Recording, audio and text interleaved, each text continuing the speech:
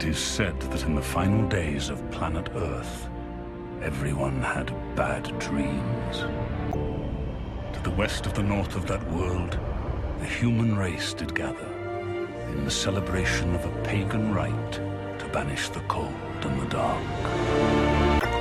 Each and every one of those people had dreamt of the terrible things to come, but they forgot. Because they must. They forgot their nightmares of fire and war and insanity. They forgot. Except for one. And so it came to pass that the players took their final places, making ready the events that were to come. The madman sat in his empire of dust and ashes, little knowing of the glory he would achieve, while his savior looked upon the wilderness in the hope of changing his inevitable fate. Far away, the idiots and fools dreamt of a shining new future, a future now doomed to never happen. As Earth rolled onwards into night, the people of that world did sleep and shiver, somehow knowing the dawn would bring only one thing. The final day. And so it came to pass, on Christmas Day, that the human race did cease to exist. But even then, the Master had no concept of his greater role in events, for this was far more than humanity's end. This day was the day upon which the whole of creation would change forever. This was the day the Time Lords returned.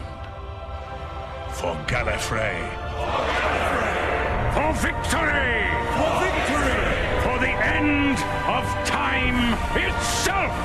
For the end of time itself! What news of the Doctor? I will not die! Do you hear me? 1 billion years of Time Lord history riding on our backs. I will not let this perish. I will not. Does it name them? Suggest the Doctor and the Master. Maybe that's where the answer lies. Our salvation on Earth. The untempered schism. That's when it began. Beat. A warrior's march. A symptom. A rhythm of four. The heartbeat of a Time Lord. Then we have a link to where the Master is right now. But idea. Then we need something to make the contact physical. Something so simple. So small and shining.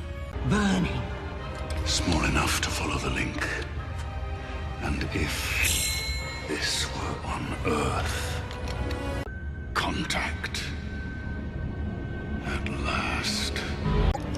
Now the High Council of Time Lords must vote.